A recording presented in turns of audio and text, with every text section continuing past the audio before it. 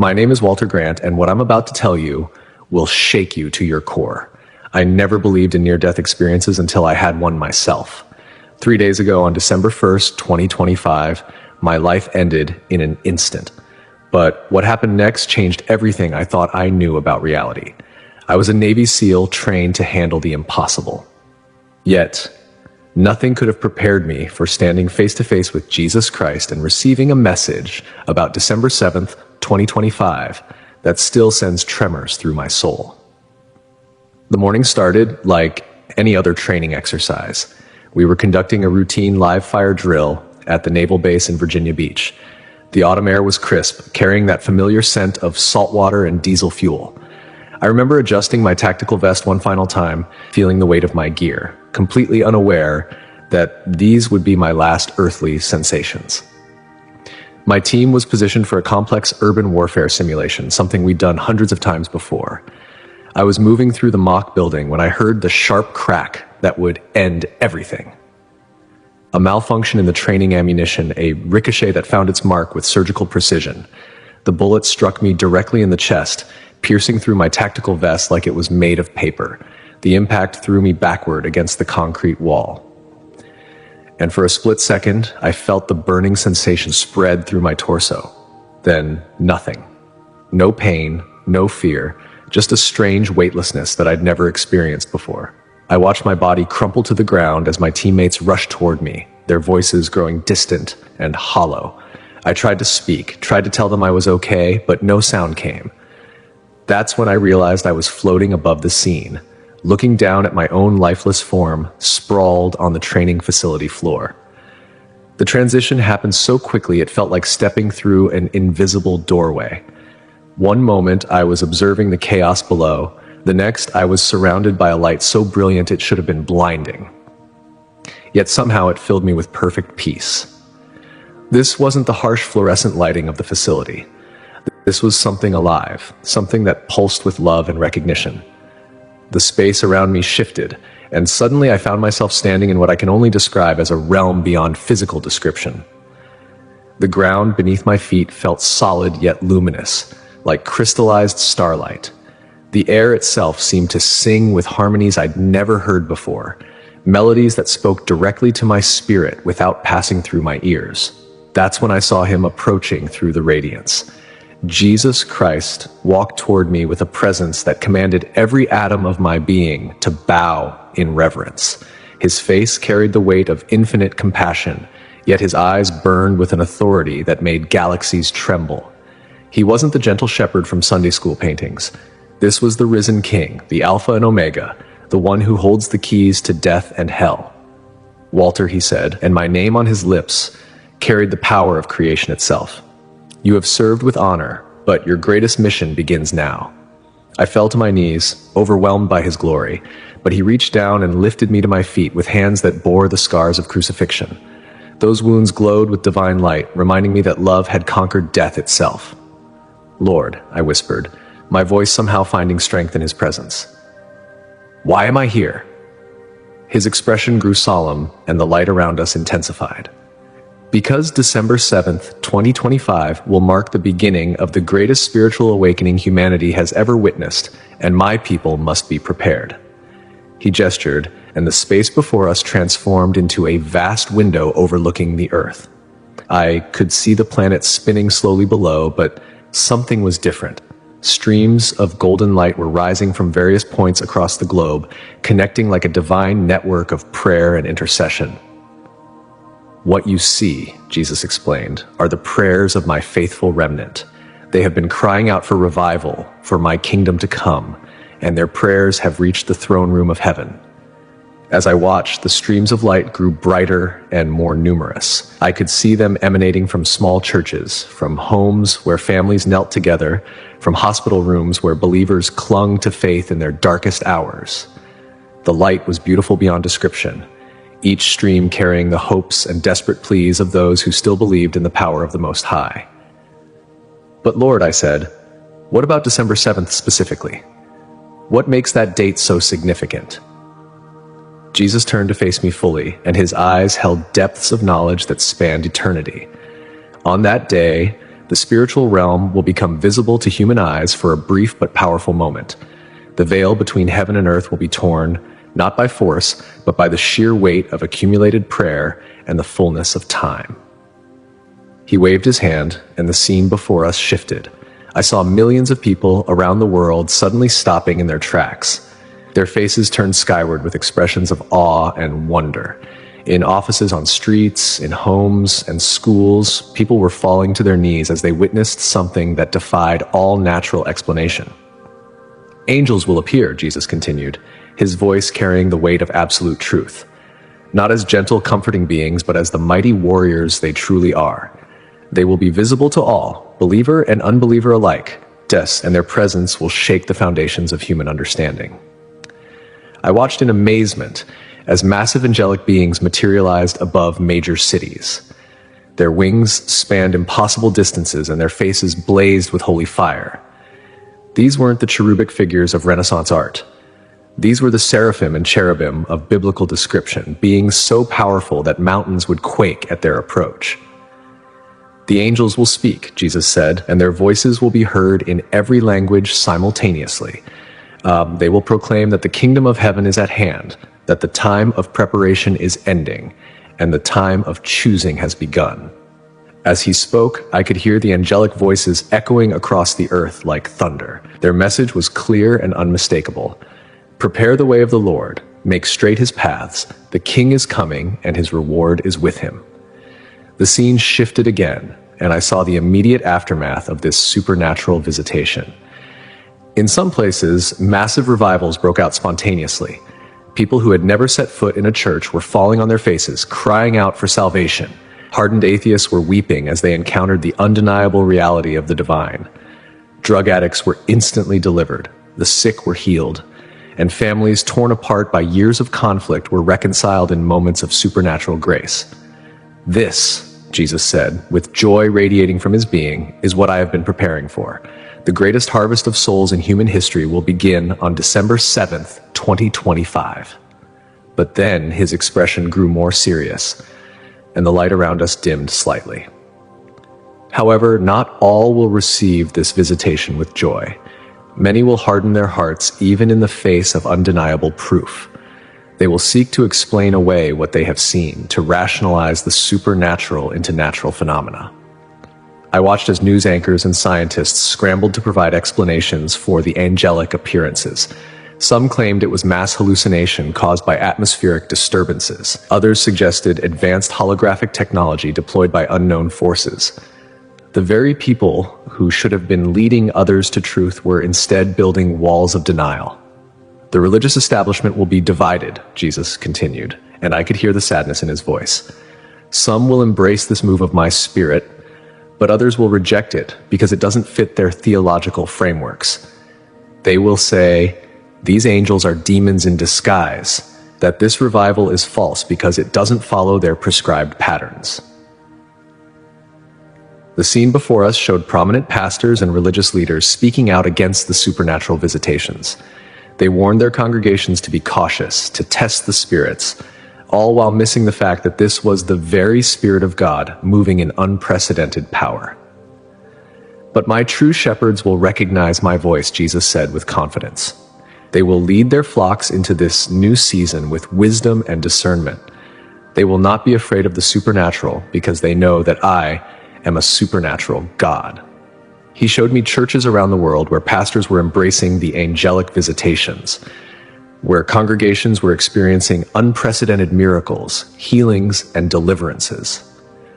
These churches became beacons of light in a world struggling to understand what was happening. The youth will be especially responsive, Jesus continued, and his face lit up with delight. Children and teenagers will see the angels most clearly because their hearts have not yet been hardened by cynicism and doubt. They will become mighty warriors in this end-time army. I witnessed scenes of young people leading prayer meetings, of children prophesying with accuracy that astounded adults, of teenagers boldly sharing the gospel in schools and on social media platforms. The next generation was rising up with a spiritual authority that commanded respect even from their elders. Jesus then showed me something that made my spirit tremble with anticipation. From December 8th onward, the supernatural will become commonplace. Miracles that once required great faith will happen regularly. The gifts of the Spirit will operate at levels not seen since the book of Acts. I saw believers laying hands on the sick and watching them recover instantly. I witnessed dead people being raised to life in hospital morgues and funeral homes. The blind received sight, the deaf heard, and the lame walked. But more than physical healings, I saw hearts being transformed, addictions broken, and families restored at an unprecedented rate. This is the beginning of the final harvest, Jesus declared, his voice echoing with divine authority. The time of the Gentiles is drawing to a close, and my people must be ready to reap what has been sown through centuries of prayer and sacrifice. The weight of that revelation settled into my spirit as Jesus continued to unveil the magnitude of what was approaching. The light around us pulsed with each word he spoke, and I could feel the very fabric of eternity responding to his voice. "Walter," he said, his gaze piercing through me with infinite love, "the angels that will appear on December 7th are not coming as observers. They are coming as harvesters, and the field is white unto harvest." The scene before us transformed into a vast spiritual battlefield. I could see demons fleeing in terror as the angelic host descended. These weren't the small tempting spirits that whispered lies into human ears. These were principalities and powers, rulers of darkness that had held territories for centuries, and they were being forcibly removed from their strongholds. "The enemy knows his time is short," Jesus explained, his voice carrying both triumph and warning. "He will unleash his final, desperate attempts to deceive and destroy, but my angels will establish new spiritual boundaries that cannot be crossed." I watched in awe as massive angels took positions over major cities, their flaming swords creating barriers of divine protection. The spiritual atmosphere over these areas began to clear like fog lifting from a mountain valley. Where once there had been oppression and despair, now there was breakthrough and hope. The revival that begins on December 8th will be unlike anything recorded in human history, Jesus continued, his eyes blazing with divine passion. It will not be limited to church buildings or organized denominations. It will break out in schools, hospitals, government buildings, and even in the darkest corners of society where my light has been rejected for generations. The vision shifted, and I saw teenagers in high schools suddenly falling under the power of God during lunch periods. Teachers who had been bound by secular restrictions were boldly praying with students as supernatural encounters became too obvious to ignore. In hospitals, entire wards were being emptied as divine healing swept through like a cleansing wind. But this revival will come with a cost, Jesus said, his tone becoming more serious. Those who embrace it will face intense persecution from religious and secular authorities alike. Many will be imprisoned, some will lose their livelihoods, and others will face physical violence for refusing to deny what they have witnessed. I saw believers being arrested for healing the sick in public places.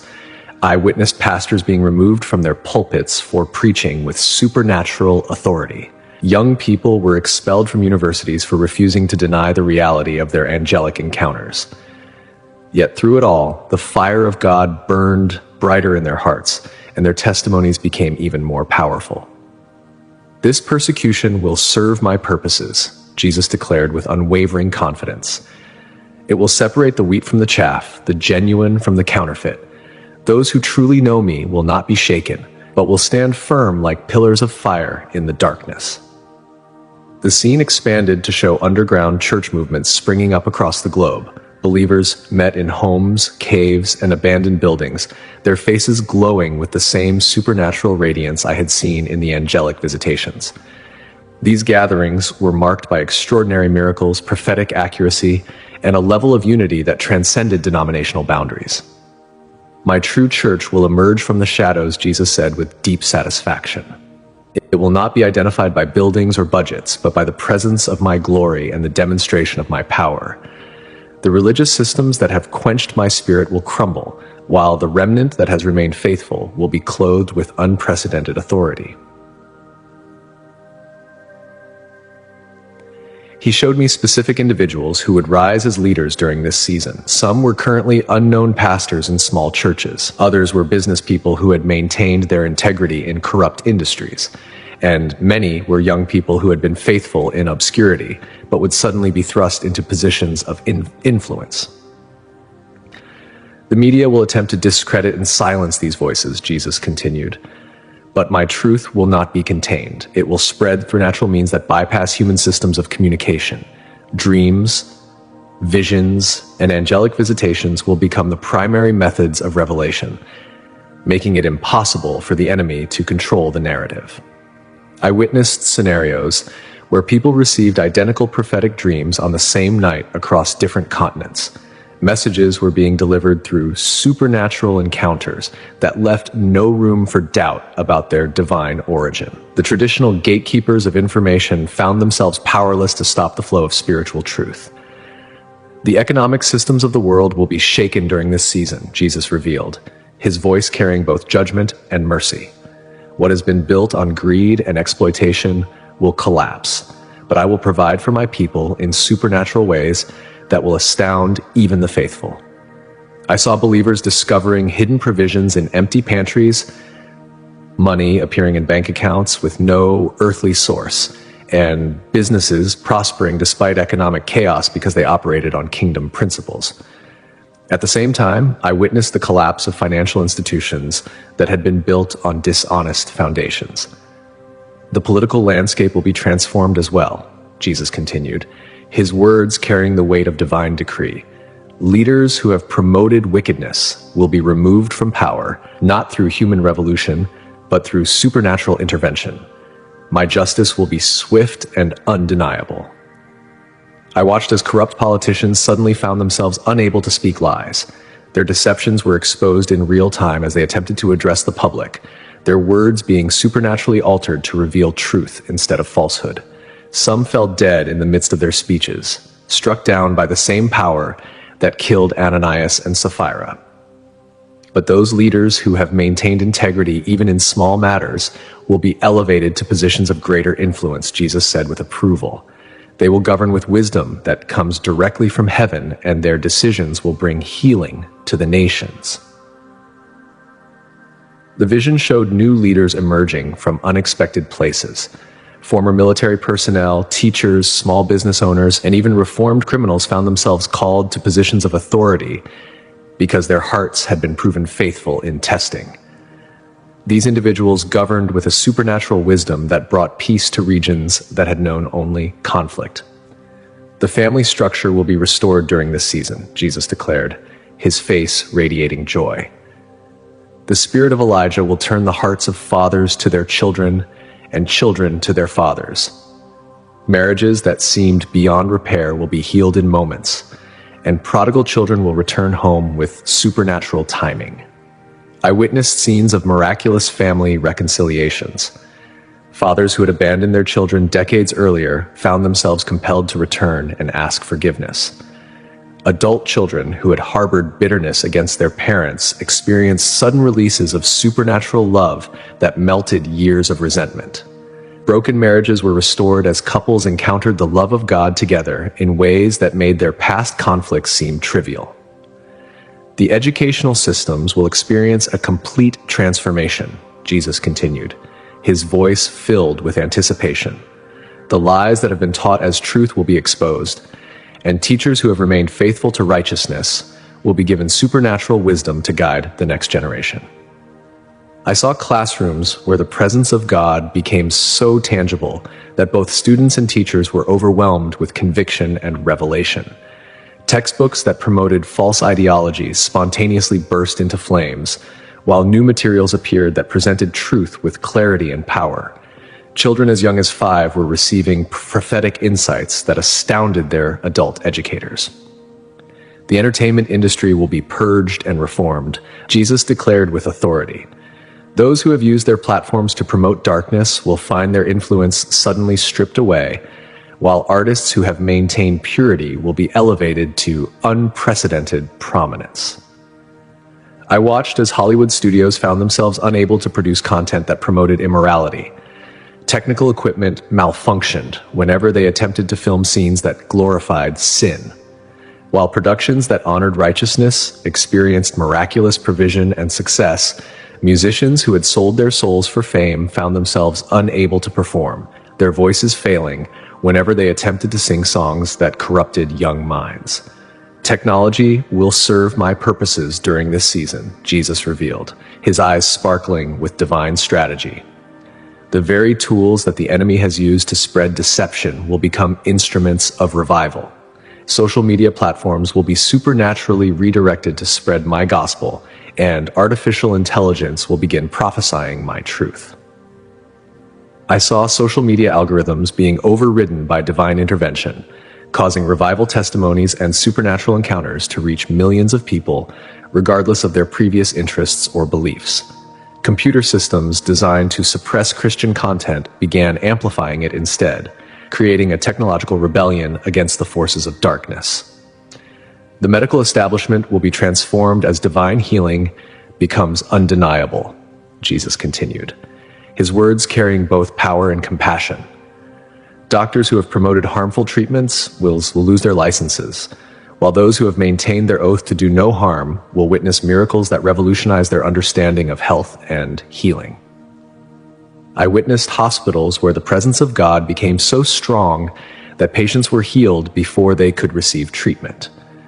Medical equipment registered normal readings on people who had been terminally ill moments before. Doctors and nurses who had never believed in the supernatural found themselves praying for patients and witnessing immediate recoveries. The environmental crisis will be addressed through supernatural intervention, Jesus declared, his voice carrying the authority of the Creator. The earth will begin to heal itself as my people take dominion through prayer and righteous stewardship. Polluted waters will become pure, barren lands will become fertile, and extinct species will be restored. I saw rivers that had been contaminated for decades suddenly running clear after prayer warriors gathered on their banks. Desert regions bloomed with vegetation overnight as intercessors claimed God's promises for restoration. Animals that had been declared extinct began appearing in their natural habitats, as if they had been hidden in a supernatural ark until the proper time for their return.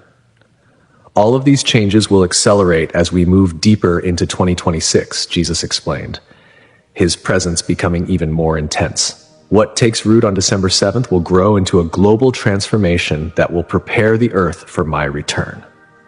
The light around us began to pulse with increased intensity, and I felt my spirit being drawn back toward my earthly body.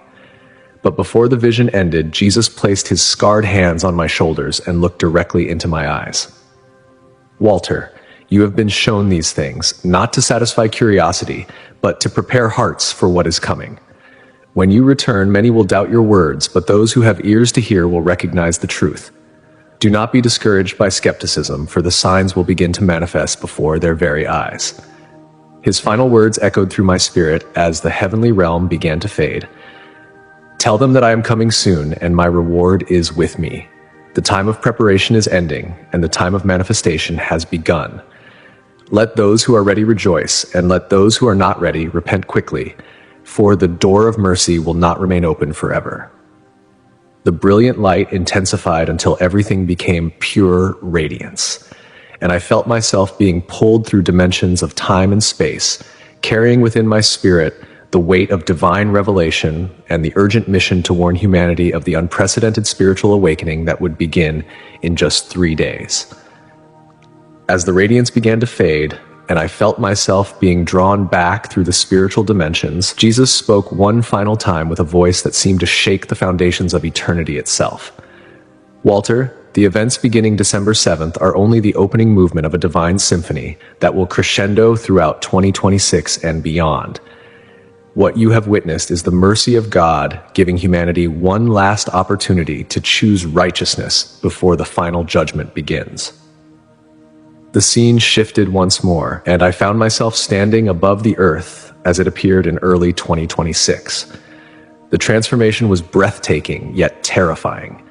Entire regions that had embraced the angelic visitations glowed with supernatural light, while areas that had rejected the divine intervention were shrouded in an oppressive darkness that seemed to swallow hope itself.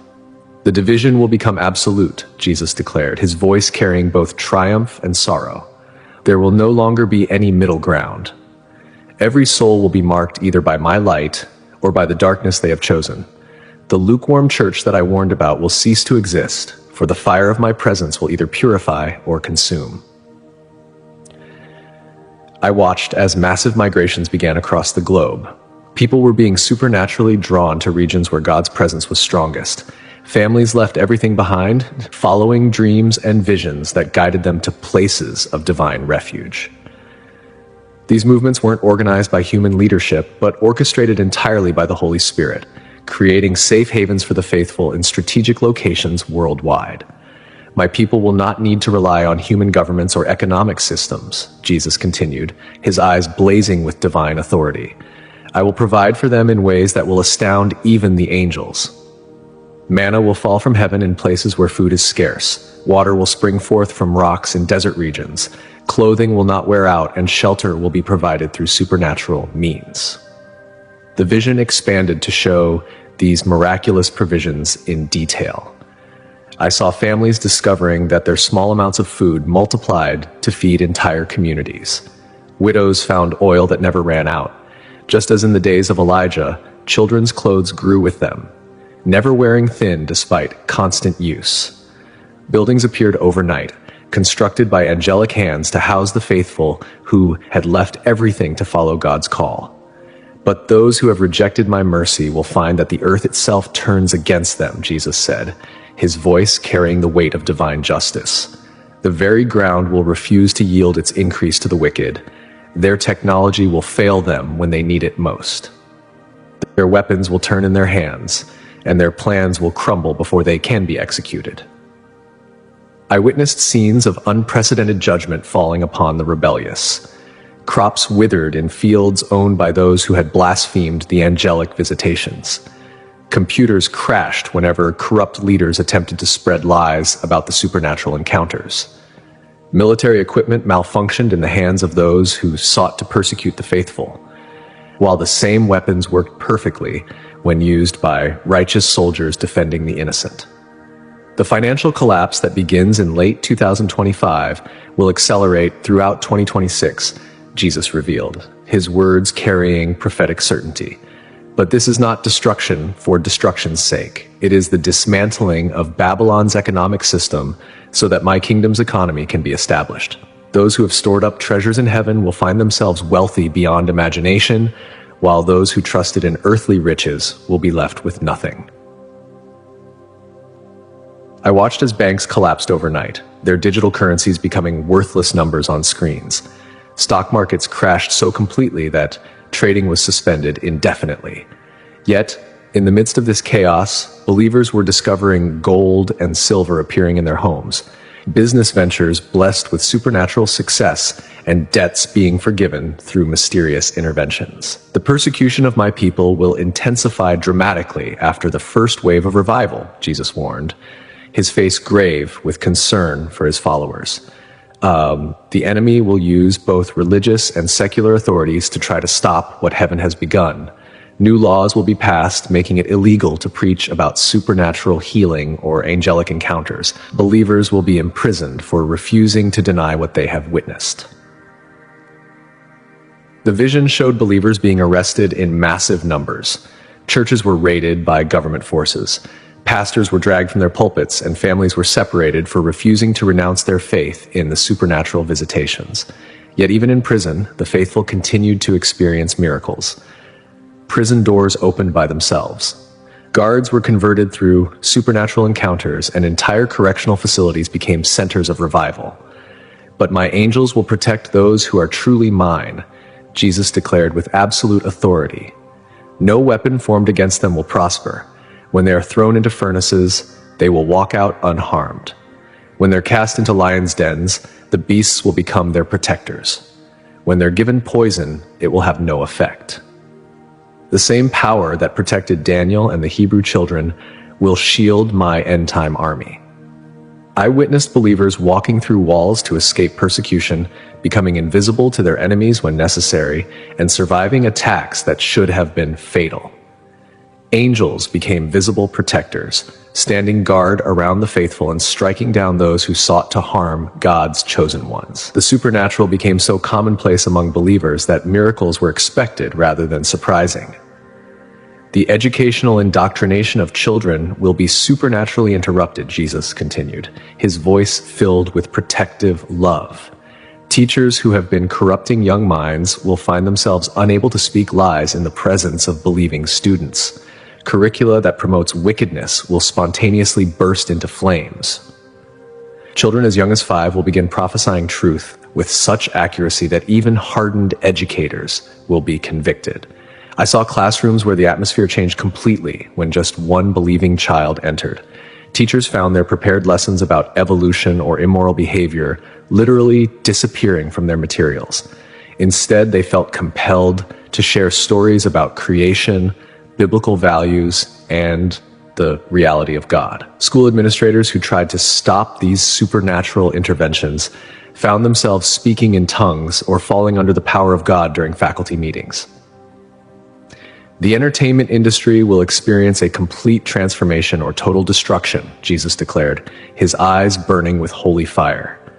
Those who have used their platforms to corrupt society will find their influence stripped away overnight.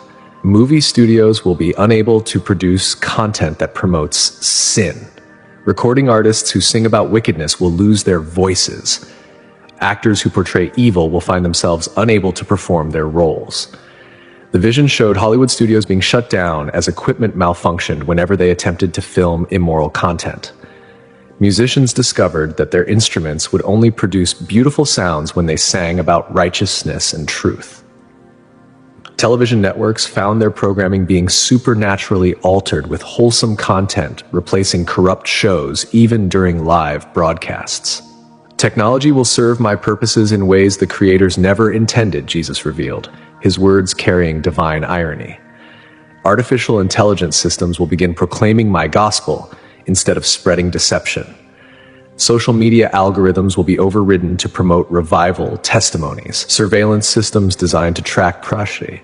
My people will malfunction, providing them with supernatural privacy. I watched as computer systems around the world began displaying Bible verses instead of their programmed content. Robots designed for warfare started preaching sermons and leading people to salvation. Smartphones spontaneously played worship music and displayed prophetic messages that their owners never downloaded. The very technology meant to control humanity became an instrument of liberation. The medical establishment will be forced to acknowledge supernatural healing or lose all credibility, Jesus continued, his voice carrying both judgment and mercy. Doctors who have promoted harmful treatments will be exposed and lose their licenses. Hospitals will become centers of divine healing as my people pray for the sick. Medical schools will be forced to teach about the spiritual dimensions of health. I witnessed scenes where hospitals were transformed into healing centers. Patients were being cured instantly through prayer, making expensive treatments unnecessary. Medical professionals who had denied the supernatural found themselves witnessing undeniable miracles daily. Those who embraced the reality of divine healing became incredibly effective, while those who resisted found their practices failing.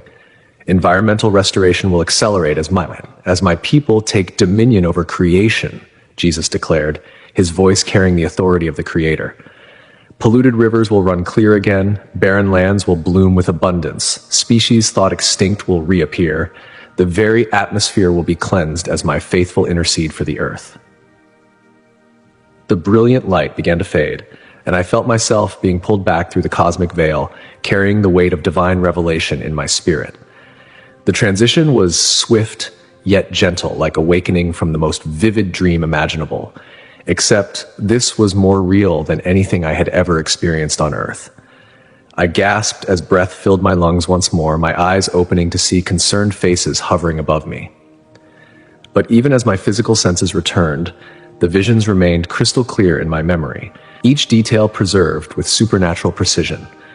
The fire of God's presence still burned within my chest, and I knew with absolute certainty that I had been chosen to deliver this urgent message to a world standing on the precipice of the greatest spiritual awakening in human history. December 7th, 2025 is just 3 days away, and everything will change. The time for skepticism has ended, and the time for preparation has begun. I share this testimony not to frighten, but to prepare hearts for the incredible outpouring of God's glory that is about to transform our world forever. I'm so glad you stayed with us to the very end of this powerful message. If you've made it this far, we know this testimony has resonated deep within your soul. Now we ask you to take 3 simple but impactful actions. First, leave a comment below sharing your location. Let us know what country or city you're watching from. We want to lift your region up in prayer as we prepare for these monumental changes. Second, subscribe to our channel if you haven't already. Be sure to hit that notification bell. This ensures you won't miss any of the urgent, powerful revelations and updates we share daily as the spiritual awakening unfolds. And finally, this is the most crucial step. Share this video immediately with at least 3 people you cherish. Whether they are close friends, family members, or fellow believers, a single simple click from you can ignite faith, restore hope, and turn a heart back toward the divine before the timeline of mercy closes. May you be abundantly blessed by the Lord and guided by His unwavering truth today and always.